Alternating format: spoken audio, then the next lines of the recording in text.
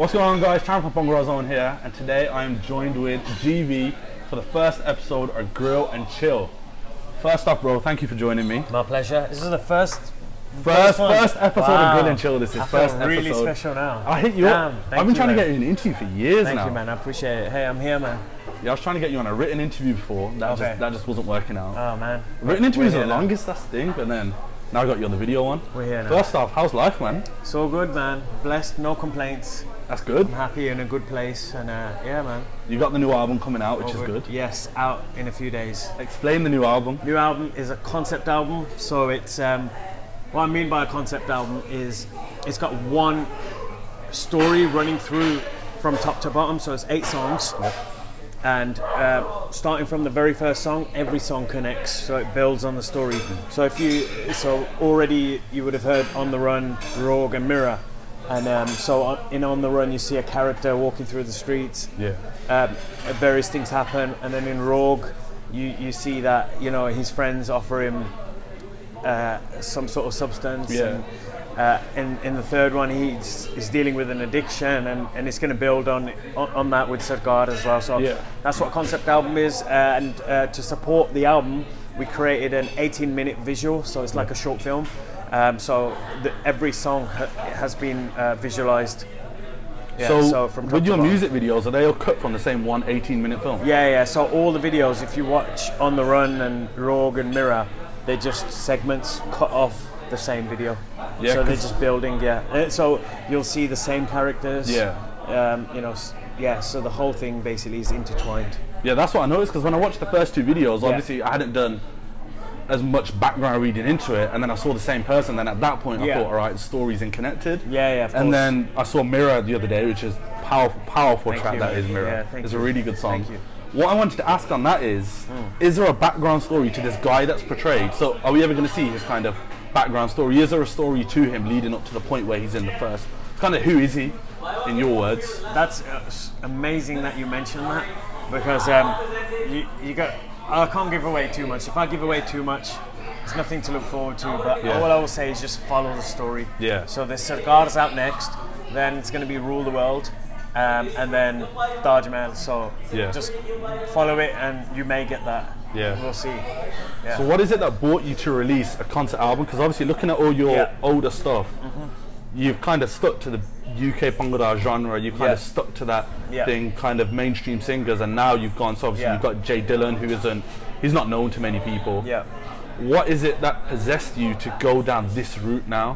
To be honest, if you listen to, it's not that I haven't done it, it's just that my main songs have always been, like you said, the commercial Bhangra tracks. But like even on Old Habits Die Hard, there was a song called Day and Night, which I wrote and produced as well, and that song had Rohit on there, who also has now sang Mirror. So that was something that wasn't following the trend of that time. There was also a song called Very down there, track 7. It had Timinda and Rakstar on there. Same thing, it wasn't following the trend. So there's I've always done that. I've always done my own thing. Even the song with Gary on the last album called Jetaunda, like when I handed that into the label, they were like, "Are you sure you want to leave it like that?" Because it was so raw. I left it like the background noise, you could still hear it. It was like, you could hear because it was live. I recorded the keyboard live while Gary was singing. So I was like, I don't want to. I could clean it up, but then you lose the emotion. I could clean his breasts up, but then you lose the emotion. So I've always done it, but it just so happens that my main video tracks have been the commercial tracks. So it's not something new that I'm doing. I think it's just people from the outside now coming in are going to look at GV and going to be like, and they're going to think, whoa, like, and so I have done it in pockets before, but this time I just wanted to go full on with something different, something that I believed in. And I'll be honest with you, bro, I just got bored of Punjabi music. It's the same old stuff. So everyone's singing the same old songs about bravado, about girls, rented cars, guns, what else? How tough they are, alcohol, you name it. They're all the same. Boring. They're all boring, isn't it? So it's just... And hey, I don't mean to disrespect anyone, but that's just, to me, as a music fan, before I was even an artist, I just found it boring. I was like, all the songs sound the same. If somebody coming from the outside heard Punjabi music for a lot of it sounds the same. Yeah. There's nothing.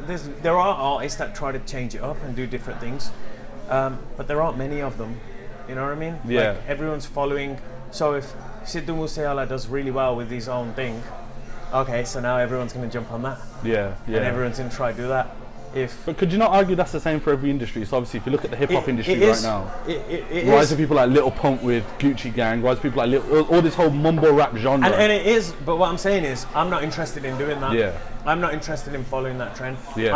I started off making rock, urban, R&B, hip hop, even pop music, English music, before I ever even started making Bhangra music. So to me, it was a natural thing. Like I've always wanted to present that with Punjabi music, but I've always loved Bhangra music as well, and I just so happened to fall into that and release more Bhangra, dance floor songs. It just so happened that way for me, but it's not something that that I never wanted to do what I'm doing now. I've always wanted to do what I'm doing now. It's just that I wasn't brave enough to do it back then. But now I'm doing it. What do you think was, so obviously you say you weren't brave enough. Yeah. Brave enough in what aspect? Brave enough in that same sense I'm saying, where I thought, oh, this is the trend. If you don't follow, if you're not part of the trend, no one's going to care. Yeah. Right? But then, like, if you look at a lot of the great artists in history, the pioneers, pioneers might not even be the biggest artists of the era, but they're the pioneers. Yeah. If you look at them, they did something against the grain. And for me, I just wanted to do my own thing. I didn't want to follow everyone else. I wanted to try different things. Like I said, I wanted to try songwriting that was a little bit different. I wanted to try different song structures, so that a few days ago, I tried it. I trialed this. I was like, let me see if I can predict the next line of these songs. And I sat there, and do you know what? I predicted most of the lines. What song was it? No, as in like a few songs. Yeah. Like you can predict what's gonna. Okay, he's gonna rhyme that with that now. Yeah. And now he's gonna say this and this. Yeah. I can see where this is going. Oh, here's the drop. Oh yeah.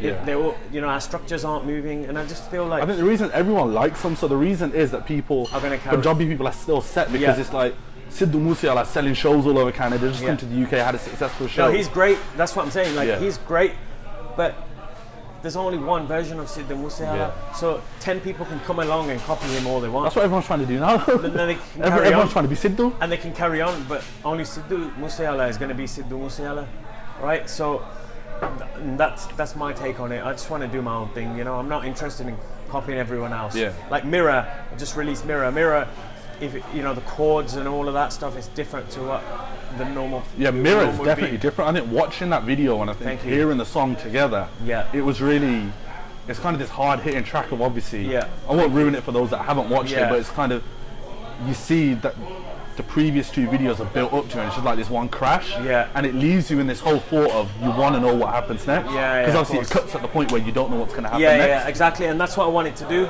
Yeah. With Mirror, and even to tell that story. Yeah. Like, I was thinking there have been songs about Nashe before, but they're always about like the other person. Yeah. It's always about somebody looking at it from an outside point of view. Or Gabru Nashe karan lag gaye, na karte wo karte, but nobody's told it in the first person. So if you listen to Nasha is about in the first person. It's about the addict himself saying, damn, look what I used to be and look what I am now. So I just wanted to tell a story in a slightly different way, I'm not perfect as a writer yet, I never will be, but it's I'm working on it. It's amazing seeing a UK-born lyricist. Yeah, so I'm just trying, kind of the words and everything that you're using and the language that you're using in this track. It's amazing. I showed my dad one of the tracks and he was like, shit. Thank you, bro. It's kind of crazy because a lot of UK people have tried it. Yeah. Obviously, you've got people like A.S. Dummy who's kind of lyrically wise. He's smashing it lyrically wise on his album. There's One Time for Your Mind. Yeah. And then, but no, absolutely smashing in terms of UK. But I just want to touch on what you just said with, was it the track that you said was from, is it Mirror that's from his point of view? He's singing it from his point of view. Yeah. So throughout the album, are you switching from your point of view looking in? Because I know for the first song, Fake Friends, that's kind of that's kind of your view. So is it constantly switching in the album between? They may be switching in terms of how to tell how to follow the narrative. Yeah. Right. Yeah. So Mirror's in the first person. The next one might not be. Yeah.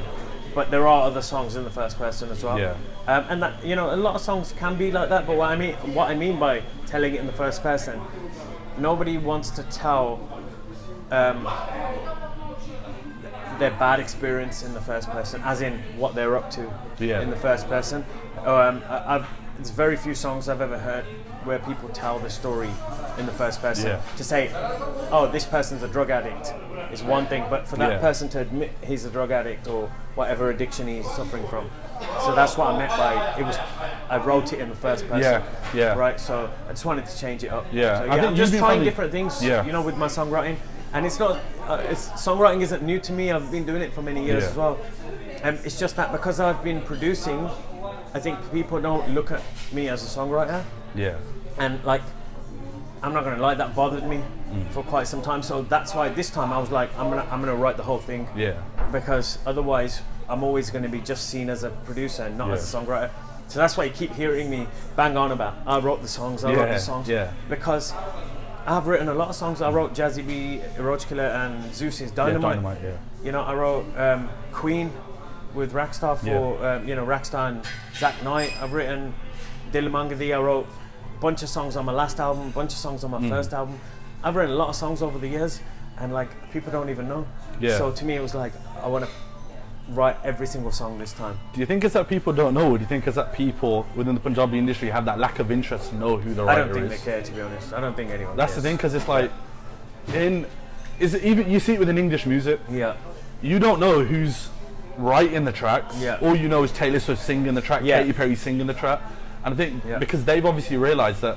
But I also think, it's obviously not talking about... But here's the difference. Although, yes, the general public may not know, but those people are being fully compensated as well for their songs, right? In our scene, we're not. So a lot of our writers, that's why the credit is so important to our writers. Like, if you don't even get the credit and no one even knows you've written it, then what are you doing it for? Right? I get what you mean. And that's why it's so important in our scene, I think. You know, with anything, like if you made something, I don't know, or, you know, if you built something, you don't want nobody to know that you didn't build that. You know what I mean? Like you want your credit for it. So I think it's important. So touching on, obviously you just touched on Dynamite. You wrote that track. Was that yours writing debut then? To kind of force someone else? That was. So Dynamite came out in 2016. I've been writing for like 20 years, bro. What was the first track that you released that you wrote that you never sang or you never worked on? My first song that came out was So again, so Potta Jatala with Jazz Tammy that we did. So I wrote the hook line and the whole melody for that song.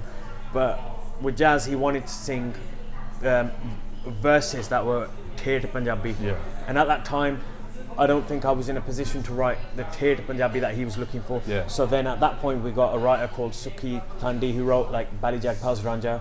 We got him involved. So he wrote the verses. And because he wrote the verses, everyone thought he wrote the song, right? But the actual fact was we both wrote the song. I wrote the hook line, which was the bit that people sing along to. But everyone thought he wrote the song, and he's a great writer, by the way. And he was, you know, he came in and he wrote the verses. He wrote some amazing verses. So that was one of my first releases, and then there was Hayo Rabba off my first album. There was Milja Soniye, and there was what was the other one? Adahiriye off my first album. So I wrote those ones, and then and Gal Sonja with Tuminda. I wrote that, and then second album. I wrote a bunch of songs on there as well. Just talking about Team India for a second, where's he gone? He moved to Germany. And Zaya, she's like, quit the scene. I think for the foreseeable future. I'm still in touch with him. I'm still in touch with him, and you know, we did speak about doing some songs for this album, but like it just didn't work out for this album. But we will work together again, and no doubt he'll be back, because music's one of them things you're gonna not be able to give it up for very long. Right? So I think he's at a different point in his life at the moment, but hopefully he'll be back, because he's an amazing vocalist. It's the same with D-Sob, because it's like him and D-Sob suddenly just dropped off, and I saw D-Sob at a wedding in December singing live, just the first dance, and it's like he's amazing. Why did he just I don't know, shut down completely? You don't have to ask them, to be honest, but at the same time I can see it when people do step away, why they step away, because you can't build a future off this anymore. Like, there's going to be one artist in 1,000, if that number might be optimistic, that's going to be able to make a good living for the rest of their life. doing music, right? That's like the Jazzy B, people like that. You know, they've made a great living off music, and they're amazing artists, and fair play to them. Yeah. But like these days, it's really hard. That's what I was not that it wasn't then, because you know, they had it hard. Like, they went through some major struggle as well. Yeah, but isn't it harder now? So for people being from the UK scene, so obviously Jazzy and Shinda went from the UK scene, they blew up, but they came around in a time where live bands were huge, kind of everyone was embracing this whole Punjabi music, whereas now we're at a time where a lot of the younger generation of England, a lot of the Punjabis ain't that interested in your Punjabi Ghana unless it's a Diljit Dosanjh track, unless it's a Mankira Tolak track, all the kind of big tracks that they can sing to at a wedding. Whereas something like your album isn't anything that they can sing to at a wedding. It's not a commercial album. Yeah, so suddenly you're just gonna have that shut down. So do you think that's one of the reasons why now a UK artist wouldn't be able to make it his livelihood into the Bhangra scene? Because I personally can't see it. I can't see how. The only way a UK artist is going to make, a UK singer is going to make a living off doing Bhangra music is making songs for weddings. Yeah. That's a fact. He's not going to do club shows because there aren't any, right? They're not going to, maybe do a few freshers gigs once a year while they're relevant. Even then, they don't pay much. It's like like a £600 payday once a year, or whatever they charge. I don't, I can't comment on every artist and whatnot. But unless you can be a wedding singer, it's going to be difficult. And there's nothing wrong with that, because the guys that have previously done it have sang at weddings, and that's how they've made their living. You know, but even then, that's going down and down as well. It's changing. It is changing. I don't know the answer to that, to be honest. But do I see many people having a career, like a real career, not a side job? A real career in this? Not really. Not in the UK. But then that's why people like Zeus are going to India. But he sees he sees his career over there. Exactly. But the thing with, yes, they've got they've got this huge buzz in Canada and America at the moment. But that's because a lot, they're first and second generation. We're not first and second generation anymore in this country. So you've got, third, fourth generation kids. They have no attachment with Punjabi. They don't speak Punjabi. Don't understand the songs. Don't relate to the songs.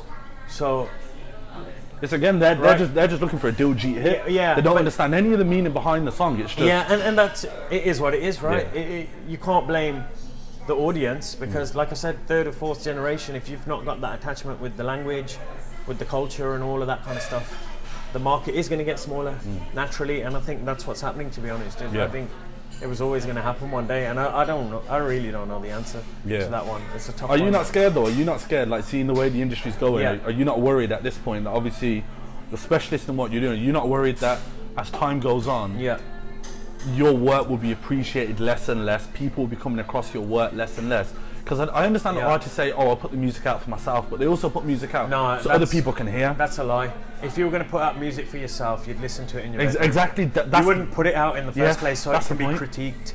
You wouldn't, right? Exactly. So no artist puts it out for themselves. Then you make it for yourselves, I think, in the first place. Because you love it or you believe in it, and that's your vision. But the ultimate end goal is always to get it out to the public, right? If you're making a conscious effort to put money towards a project that you want to, that you're going to release, you want people to hear your stuff. Yeah, absolutely, as many people as possible. So 100%. You make it for the public. And am I worried? I'm not worried, to be honest. I guess we just adapt as and when.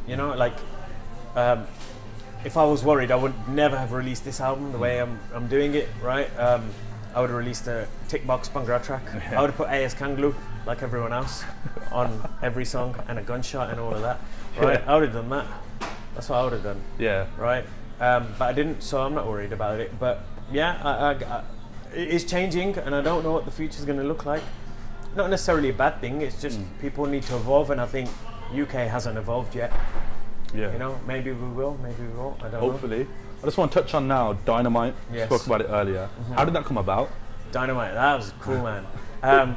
So Dynamite, Roach, good friend of mine, Roach said, he reached out to Jazzy, and they're looking at doing something. They needed a song, so like Roach was chasing me, and I'm that kind of writer that I won't just at the drop of a pin be able to write you a song. Like I have to be A, inspired, but B, it just needs to come when it comes naturally to me. It can't be like I can't just sit down at 8 o'clock on a given day and write the song, and he was bothering me, you know, like bugging me every few days.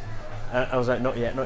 So that track was written specifically for them. It wasn't something that was in your... I wrote that with Jazzy in mind, and then I said to him, that word dynamite. Yeah. I was like, it needs to be that word, and then I've got this idea. And Roach liked it, and then once he liked it, I then wrote the rest of the song. Yeah. But I wrote it with Jazzy in mind, yeah. so it's specifically written for Jazzy. Did you and Jazzy have any dialogue throughout the process of you writing the track? Sort of kind of, did you speak? Did he ever come to you and say, this is the kind of style I'm going for? I kid you not. As soon as I gave him the song, so as soon as he had the song, he didn't change anything. He was like, this is it. I was like, wow. I bet you felt good then. And I asked him as well, I asked him at the video shoot, I was like, I was really shocked that you didn't change anything, like you didn't ask for even the smallest of change. Because you know what, this is the other thing, as a songwriter, and other songwriters will be able to relate with this, some people just have an ardent, even if it doesn't make the song better, just to say I made it better. Yeah. It might change one word just for the sake of it, right? Yeah. But you know what? Jazzy was such a pleasure to work. Like, he didn't change anything. He didn't change my melody. Yeah. He literally sang the melody I gave him, right? And he, for word, what I gave, and I was like, wow, this is amazing, right? Yeah. And it was so surreal because I said to him at the video shoot, like sitting here like this, and I was like, I'm still shocked that you sang a song that I've written and that you didn't change it. And he said to me, he said, when something's right, you don't need to mess with it. He said, it sounded right, the lyrics were right, there was nothing incorrect in it, and it just felt good. So he said, I'm not going to change it for the sake of it, I'm going to trust the vision. And I was like, wow, that's why somebody like Jazzy, you know what I mean? Jazzy Pudgy has been in the game for a long time, and he's still relevant. He's not known for being a diva, he's not known for being big-headed. He's a great guy, great guy. And I've always been a massive fan since the early 90s, and I'm still a fan. Even bigger of a fan now because obviously he sang a song I wrote, but more so he was a pleasure to work with at that time. You know, he was just really nice, like even at the video shoot, really supportive. So yeah, man, I got nothing but nice things to say about him. Yeah, so going along the lines of people that you've worked with, obviously people are going to kind of know that you work with Gary Sandu, huge artist that you work with. How many times you work? Is it 4 or 5 times? Nah, bro, we've got like, on my hard drive, I've got about 2 albums worth, maybe more. Of unreleased material. We've over the years probably done maybe 30, 40 songs. Damn. We've done a lot of songs, man. How did it come about when Gary Sandu's here in the UK? How did it come about, you and him meeting and then getting a track? Jazz Dummy has been my mate since we were like young, man, like school days, and over the years we stayed friends and whatnot. And then Jazz went to India to learn. When he came back, we hit it off again, and we would always chill. And he was like, "Oh, I met this other singer. He's a great singer. I gotta introduce you." And I met Gary through Jazz. And we became really good friends. And we would just hang out, talk music, you know, and just talk about what we want to do individually. But at that time, nobody had released a song, not a single song. Like Jazz hadn't, Gary hadn't, I hadn't. And that's how that happened. That's how I worked with Jazz. That's how that happened. Same with Gary. Exactly. Did you ever have the feeling when you were sitting there with Gary before he was famous that he was going to blow up into that big as he is? No, not really. I knew he was talented. I would tell people, you got to hear this guy. He's amazing. And as same with Jazz, I just tell people, he's amazing. These guys are amazing. But I didn't think it would go that big. You know, both of them. I didn't think. You know, I always knew they had the potential for it because I've been working with them in the studio. I knew they were good in the studio. I knew they came like Jazz. He doesn't write, but he composes amazing melodies. And you know, Gary used to write as well, and he still does, and write and melodies and all of that. You know, and we'd work together and we'd create melodies together. So we worked extensively. So in that time, I always felt there was a lot of potential there. I didn't think it would go, you know, to those heights. Yeah, man. We'll touch on something now. You don't have to answer it if you don't want to. Okay. What was going through your mind when you found out about Gary's legal status here, that he got deported? Obviously, for the UK Bhangra scene, that was a huge thing. We'd seen people deported before, but Gary Sandu, as big as he was, doing tours everywhere, getting deported was. I remember I was in school with Deesa. It was him that told me. came into school, Gary Sandy got deported. And it was just huge news. What was kind of going through your mind at that point when you heard the news? He actually left himself. Oh, did he? So just to clarify that. It was a sad time. I'm not going to say anything more than that. It was a sad time because he was my, he still is a mate, and like, I'd see him every single day for how many years before that, right? So obviously, if you've got friends, if your friend all of a sudden isn't around, you're going to be like, whoa, right? So cherish your friends, because you don't know, man. You don't know. It was a very sad time, because it was like, oh no, like, somebody you just get used to working with or just calling them daily, and it was a bad time, a weird time, bad time. Man, a lot of bad stuff happened around that period of time, but that's history, and look what happened. So and you could argue that it was a blessing in disguise for Gary, because because his career, it propelled him stupid. But not just that at that time, but like now. Yeah. If he didn't go to India, he may not be where he is now. Yeah. He may have not, he may be massive now. He may not have. I think he would have stayed in the cycle of UK Bhangra. And that's the thing. If would he have stayed in the cycle of UK Bhangra? Would the scope be there for him to become as big as he is now? I don't know. So it may be. I genuinely think it helped his career. I think him going back to India was something that. It's huge for him. Luckily it's worked out, for him. But it could have gone a different way, So I'm just glad it's gone, well for him. So how was it when you were working with him on Brick? Was that a song which was already been recorded in the UK? No. So did you find the process hard? I was working. I had that song already. Tari Banwali Puri wrote that song, but he wrote it a little bit differently. I changed the hook line of that a little bit. But I already had the song, so I had composed it, and it was all ready, and as far as like ready to record, but a different singer was on it, and I just had it with me in India. So I went to India. We had a different song, and I'm still going to record that song, by the way. Now that I just remembered it, it was a good song, but it wasn't right for what we wanted to do. Yeah. So I went to India knowing that me and Gary are going to record a song, and we're going to put it out. It was always the intention on my second album we're going to do a song. Yeah. Because the Many Pinda was supposed to be on my first album, but it didn't fit the album, so I let Gary have that one. And by the way, the hook line for Many Pinda I wrote as well, just for the record. Yeah, the melody is me and the hook line's me. So let's just point that out. But Socrates wrote amazing verses as well, so shout out to him. But yeah, we had a different song. And I believe the video was on a Sunday, and I remember sitting at Gary's house on Thursday, and the director's there, I'm there, a few other friends of ours are there, and I remember that night going back home, and I'm thinking, that song's just not clicking. Yeah. This song is just not right, and we're supposed to record it the next day, so Friday. That gives me Saturday to finish it, Sunday video shoot, and it was just not right. So I didn't sleep all night, man. I was like bugging out, because we were in India, we've got a director I've taken from here and everything. It was such a tense time, but luckily I had this other song I was working on called Ettavargi, right? We changed the title later, but it was Ettavargi on my computer at the time, and I phoned Gary first thing, and I was like, Gary, this other song, it's not working, it's just not clicking, something's not right, it's not what we want. But I have a different song, and the song I have goes like this.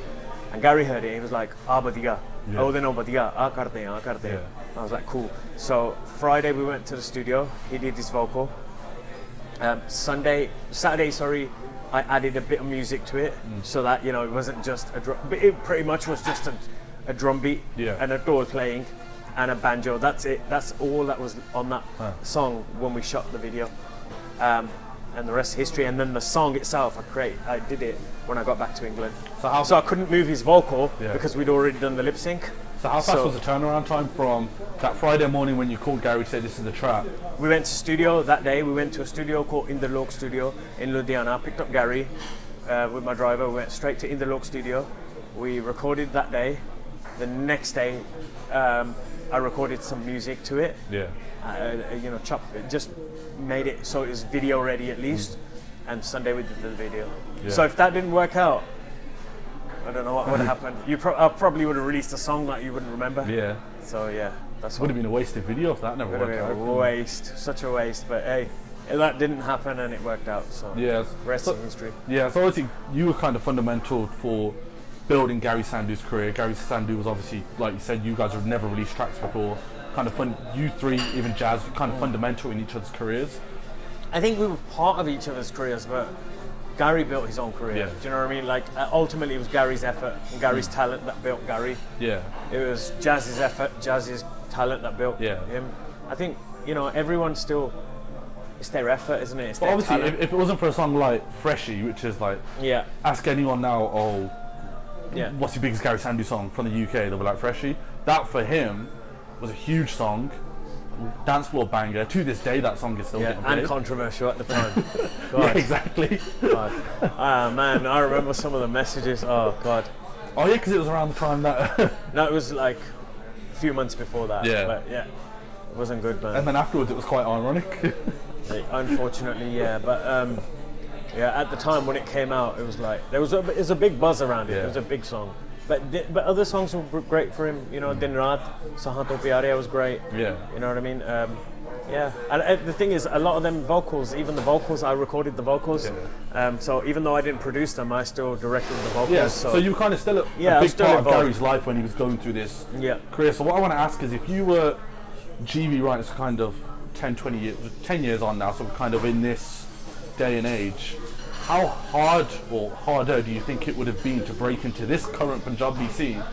I'm not saying that it wasn't hard for you to break into it in the first place, but do you think it would be much harder now with the state the current UK Bhangra scene is in to break into it than it was back then? Even if you still had Jazz who would never release and Gary who would never release. I think the format's changed. It's not easier, it's not harder, but the format's changed. Yeah. So when I broke into the market, it was 2009 was when Gabru came out on Jazz's first album. That sort of got my name a little bit going, and then my own album came out in 2010. But back then, you had to do an album.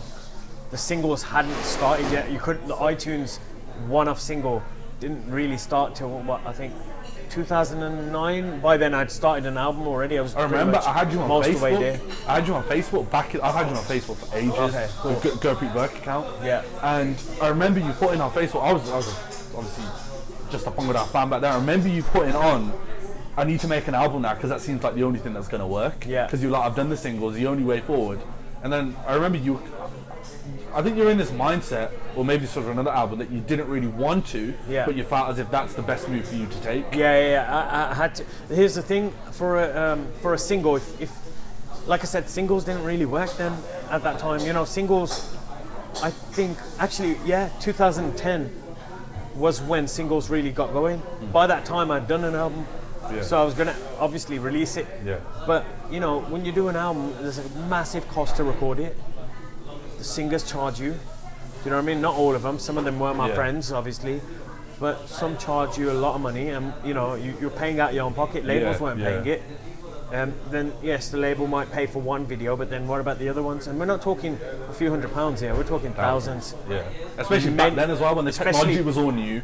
Everyone was 2010, if I give you some of the costs of the videos and the amount we spent, like on videos, you could buy a nice car with that, right? Especially for albums as well, because you're doing 3 or 4. Yeah, exactly, because it was different then. Now an album's out and it's done by next week. Back then, an album would last you a year, right? So you'd long it out with the videos and all of that. And a new video would mean more, it would generate more interest again back in the album. So it was different. So it meant that we had to work differently. We had to put a lot more money in and all that. Whereas now, you can sit at home with a laptop and remix somebody else's song, take somebody else's video, cut up their video that they've spent thousands on, but it's costing a remixer nothing. So, you know what I mean? Like, the tools are there for you to get your music out now for a lot cheaper, and you're not restricted in that sense, right? and there is no limitation to your creativity. Yeah. So if you're creative enough to stand out from the bunch, and you utilize social media well enough, I don't think it's harder. I think it's easier. It's a lot easier. Yeah, singers now. I've discovered so many singers online just because they released a video and people started sharing it because of them singing and they sound amazing. Yeah. Couldn't do that 10 years ago. 10, 12 years ago, you can forget about it. You better have 20 grand in your pocket to launch your career. That's the issue. The issue is, and Reminisce always talks about it on Twitter, always going on about it, that singers and artists don't know how to utilize their social media. Yeah, so you've got to utilize your social media. That's the thing. I've done work with artists in the UK that are kind of, I've said to them, so I've worked in marketing before, I've worked kind of content, and I've said to them, I've gone to them, I'm like, you're releasing this, you can utilize your social media by doing this, of course. And the second they realize it, so obviously I take a charge for that, and at first I'm like, oh, all you can do is put a couple posts up. Yeah. And you got to unlock their mind to show it's not just a couple of posts. I built my YouTube channel, my website and everything based on just social media chain reaction. Absolutely. And a lot of people don't use it to its full potential. And they use it to put new song out, here's the teaser. Yeah. And nobody clicks on it. Yeah. Guys, stop sharing teasers. Nobody #gold cares. media at the end of it.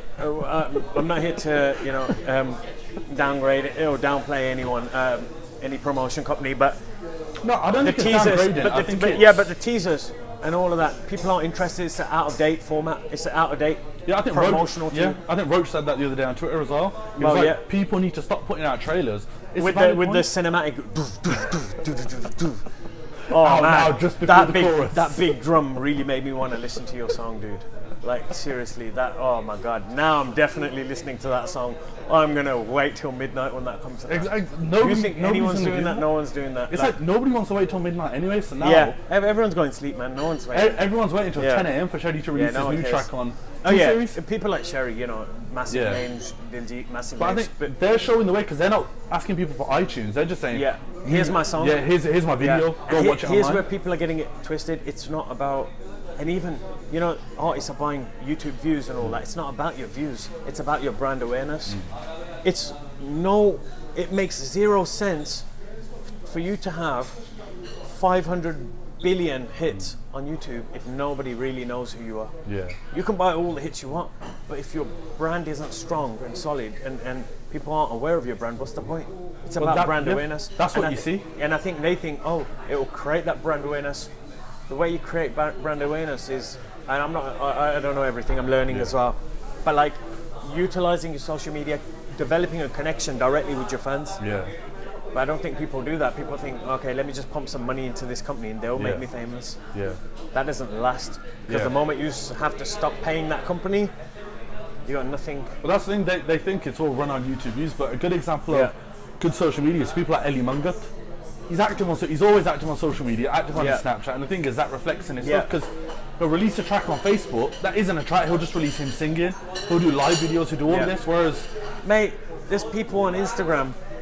They've never even probably released a song, but they're more famous than most singers.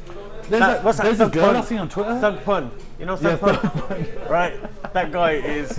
Hey, big up Thug Pun, man. You know what? That guy is more famous than most singers. Why? Because he knows how to use his social media. Yeah. He's a social media genius. Yeah. You could hate on him however you want. Social media genius. Social media genius, but is he famous for? Hey, I'm not here to do any of that. You know, I'm just here to say that's how you use social media, right? Like he's used social media. It's with the whole new generation thing. That's the thing. You got people like. So obviously, people like the likes of Malakit Singh and Warren Warriors, ASK, and they're obviously not on that level. But I think a good example is Diljit Dosanjh again. His social media is on point. He knows what he's doing. But maybe he's had help from the outside. But the thing is, people can get help. That's what I try and give to people when I'm working with them. I try and say, this isn't just going to end at the end of our contract together. This isn't just going to end at you need to carry on. You need to keep doing your Insta stories. You need to keep doing your Facebook lives. Keep doing your mixes.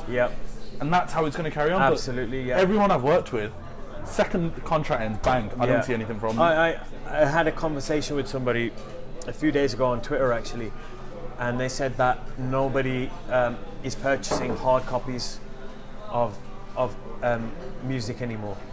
For my album now, Starve the Ego. Starve the Ego's out this Friday, but the CDs and vinyl have been available since last Wednesday. They're sold out, didn't they? Yes, the vinyls are gone. Crazy. Right, and the CDs are selling. It's crazy right? that vinyl has sold out. Yeah, and the thing is, and my response to that was, I started. What's the date today? I don't even know what the date is. By the time this goes out, guys, 9th of October. My campaign started the 28th of August, right? So since then, I've been really consistent with releasing, with making sure that the brand awareness is there. And had I have released those vinyls and those CDs on the 28th of August, I'd probably still be sitting with all the boxes. Yeah. Pretty much guaranteed, because I'd been quiet for so long, I'd been away for so long.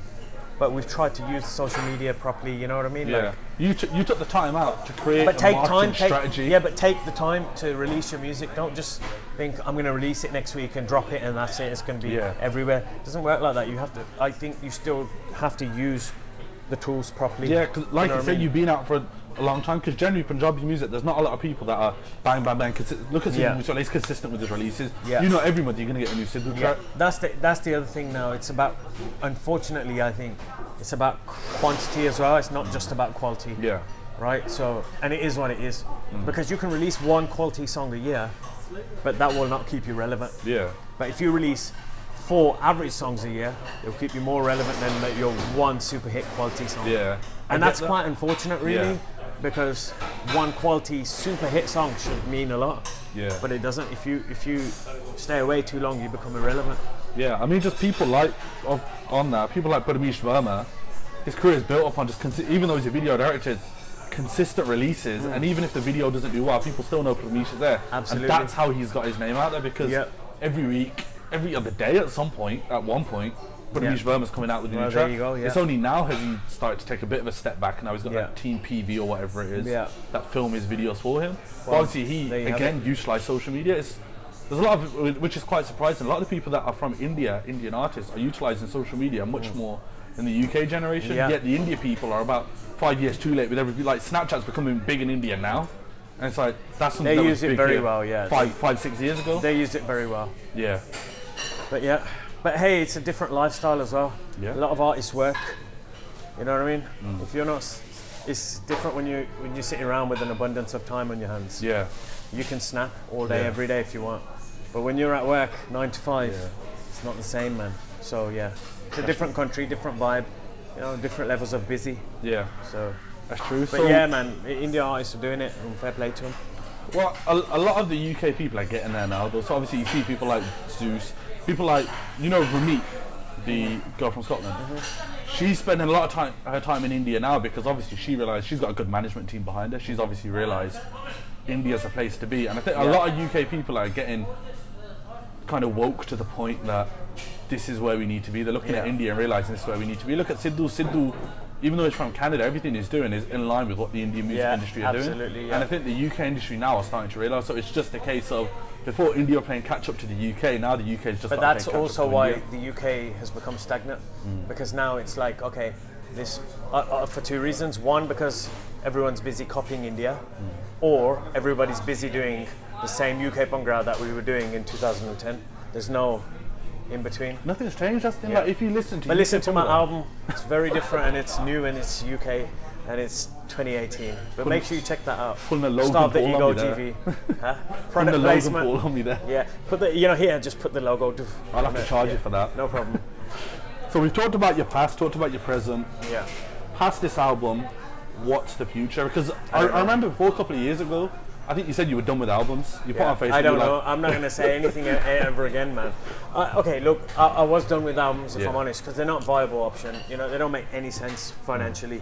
But I wanted to tell this story. Yeah. So how can I possibly tell this story in one song? Yeah. It was impossible, so that's why I did this album. Will I do another one? Maybe, you never know. Yeah.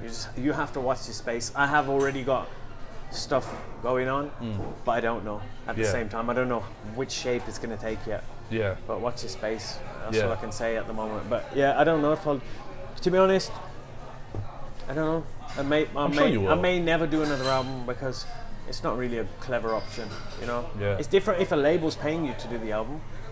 right? Why did you not go down that route for Starve the Ego? Why did you not, obviously, you said you got a good relationship with MovieBox. Why was it not the case of hitting up MovieBox and just saying, I got this album and getting... The thing is, with this album, it was, like I said, it's an 18-minute video. Trying to sell that idea to a label was a near impossible task. Yeah. Because they'll be like, 18 minutes, who's going to fund that? Yeah. Right? It wasn't cheap, man. Yeah. That short film, it's a short film, essentially. Yeah. It's not a cheap thing to do. So then, at that point, and our industry is very driven by collabs. If you haven't got the biggest of names on your songs, then they think, all right, we're not going to make our money back on this. Yeah. So who's going to fund it? So it had to be a case where I had to take a leap of faith on my own label, say, this is what I'm going to do. It's not going to work where I'm not going to be able to sell the idea to a label and they're going to help fund it or part fund it. So then I did it, and that's why the label came about. But me and MovieBox, we've still got an amazing relationship we always have had. And this is not to say that I'm only going to release on my own label now, because that's not true. I will release with MovieBox again. Yeah, man, nothing but love for MovieBox, because they helped me build my brand, and I'll never forget that, right? So it's all good. The thing is with that, so obviously no disrespect to any record labels, but what I find, I've worked with Shamaru in India. Okay. So I worked with them in India for a release. And the thing is that then they were like, so we funded the video, funded the track, funded everything, and they were like, yeah, you give us a track, here you go, we're going to invest £2,000 into it, but if your track doesn't make £2,000 back on sales and YouTube revenue, we're invoicing you for that and maybe sign a contract. Okay. Also, all your rights are ours, all your radio rights are ours, any concert bookings you get off the back of it, we're taking 40%. I was like, but you're stuck in a box, because the India market has become, if you don't have a big label behind you, no one's independent in the India market, no one's doing it. Unless you're Diljit Dosanjh and Shri Man, you're not going to get the support to go independent, you're not going to get the finance. Yep. The thing, even someone like Pramesh Verma, guys charging about 6-7 grand for a video, our band in India can't afford that, the people that want to become famous. Yeah. They have to get a label behind them, but labels don't care unless you're a big name. Exactly. And the issue is with that, I forgot my point. The issue with that is, I forgot where I was going with this. You either have, I can tell you that. You can either have lots of money, spend lots of money out of your own pocket that you're not going to make back. You're going to give it to a label, you're going to spend 20 grand, and then you're going to end up having to give your product to a label in India. But you get 3 million views off the back of it. You get 3 million views, and then at the end of the day, you're still going to be out of pocket. I'm still going to be Taran from Hampstead. You're still going to be that guy, and no one's going to recognise you still on Soho Road.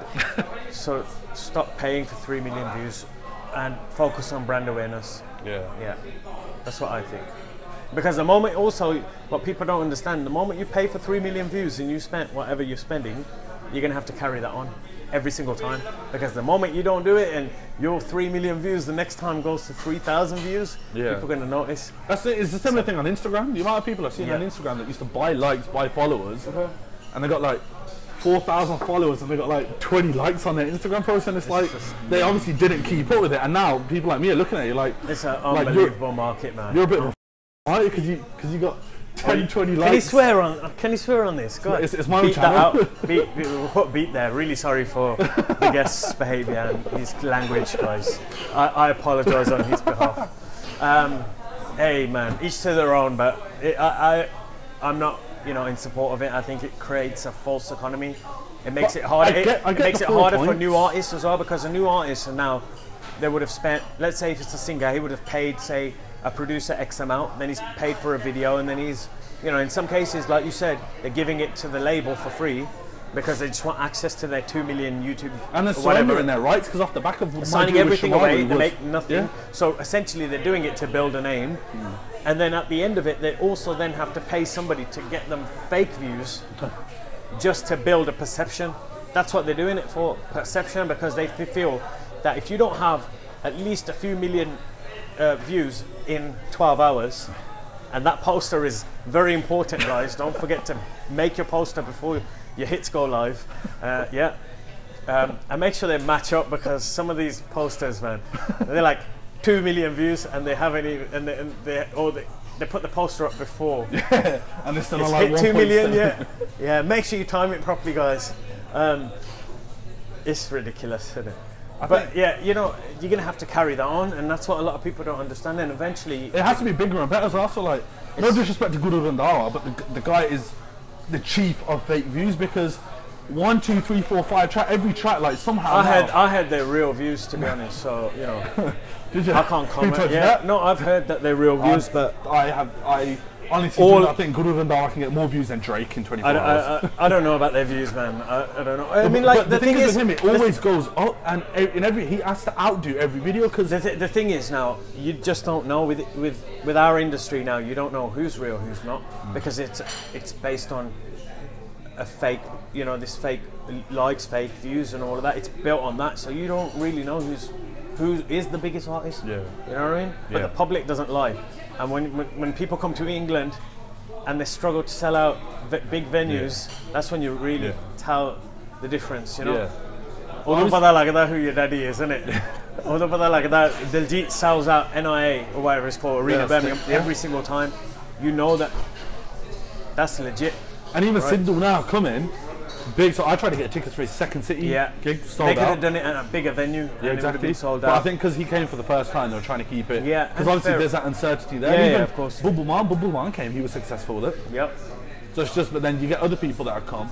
I can't even think of any, but you know, there are a few people that have come that just completely struggle. And then the council, it's like Shady Man. Shady Man tried to come here 4 years. He tried to come here with gigs, and then they had to cancel him because he wasn't selling tickets. But I think that could be down to many things. It could be down to promotion. People may not have known about it properly. Yeah. It could be a number of things. So it was before the era of social media, which was a big deal. Exactly. So I wouldn't put it down to just that. But I just think it's a shame that everything's built on this false economy, on this false hits, likes, comments. You know, they even buy comments. Dude, they even buy Turkish comments. They're from like Turkish countries. And God. And like, you know, and where does it end? Where's it going to end? It ends when they have a heart attack because their video couldn't get like 100,000 legit views. Mad. It's sad, really, what it's become. And the only people winning are the companies that are doing it. Yeah, it's the companies that are monetizing all the music, because they're getting 40% off every booking they're doing. Again, look at people like Guru Randhawa, the amount of bookings he's getting in India.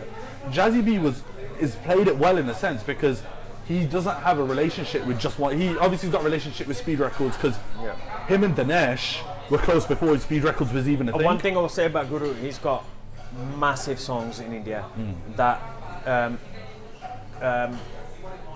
that crossed states, crossed languages. Like Sood, everyone can sing along to it. Lahore, everyone in India can sing along to it. So he's had India-wide impact because his songs have been very catchy. Yeah. So fair play to him, you know, he's doing big things. Yeah, he is a talented guy, and and you know what, fair his play record to label. Look, I'm saying fair play to everyone. Everyone, you know, is doing their best. No one sets out to make a bad song. I just think, you know, the fake view thing it's a bit out of control. To be honest, it's a bit much. It used to be the stigma that people only ever see your videos or click on your videos if they've got 2 million, 2 million views. When Sahanto Pyarea came out, I remember this, Gary's Sahanto Pyarea, and that was the moment where he really smacked it in the UK. He got 15,000 likes in one day, and we were shocked. Everyone was like, including Gary, he was like, whoa, 15,000 likes, and everyone was buzzing. 15,000 likes. We got 15,000 likes today. You know how embarrassing that is? 15,000, what? 15,000 views. Sorry, not likes. Likes. Sorry, views. Yeah, views, I meant. Sorry. It's like, it's unknown now, right? Back then, 15,000 views was like a huge thing. Yeah. Because they were real, but they were real. So now you don't know what's real. Yeah. How do we know how many really people are getting in a day? So does it not bother you when, obviously looking at your videos, does it not bother you when looking at the view counter on the videos that you've already done so far that it's a good mentality to have, but if you were someone else that was obviously chasing this whole... But I'm not, and I don't care. But listen, every new artist, please take this statement on, take it to heart and remember it. It is zero fun being famous and broke. Do not forget that. Zero, minus 50, right, on that scale. It is absolutely no fun being famous and broke. So you can keep buying your fake views and all of that stuff. Eventually it's going to leave you broke. And it's zero fun when you do that. You know, when you're spending a lot of money and you're not making it back, Yeah. It's not much fun, so I'm not really bothered. Yeah. To be honest, I've been to that. I've been in that situation where when Brick came out, it was one of the biggest songs in Punjabi music. Yeah. It was the biggest song in Punjabi music that day when it came out. It was like number 19 on YouTube trending in the world without anyone buying anything. That was legit on that day, and that was unknown of at that time. Yeah, definitely. Right. Even the number one on the iTunes chart back then was like. Yeah, well, it was like it broke the mainstream and all of that, and it mattered to me then. It doesn't now. I don't really care. But like, point I'm making is, I've had that already. I've had that, you know, that level of success where, it's nice, it's lovely. You know what I mean? And like now I'm getting it in a different way with Mirror, but I'm not that bothered about views and all of that kind of stuff, because I have zero intention of sitting there saying, look guys, I got 500 million hits in 24 hours. Yeah. Here's my poster, right?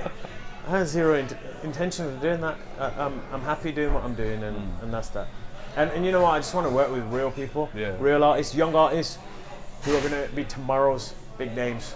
You know what I mean? So if you're a young artist and you got something about you, you know, holler at me, because that's what I want to work with. I want to work with good, positive energy, honest energy. I'm not interested in all that fake stuff. That's it. Good man. I think on that note, end the video. GB Star of the Eagles coming out Friday the 12th of October. I forgot the date because I had to move it a week early. Yeah. Because it just went on long enough. So let's get it out this Friday. I will leave the link in the description down below. Yeah. Thank you for coming on to the first episode of my pleasure, Grill guys. and Chill, even though we do not have a grill here. It's all right, man. We can have one in a bit. Guys, if you're going to buy the hits, don't forget your posters, yeah? Thanks for watching. Respect, man.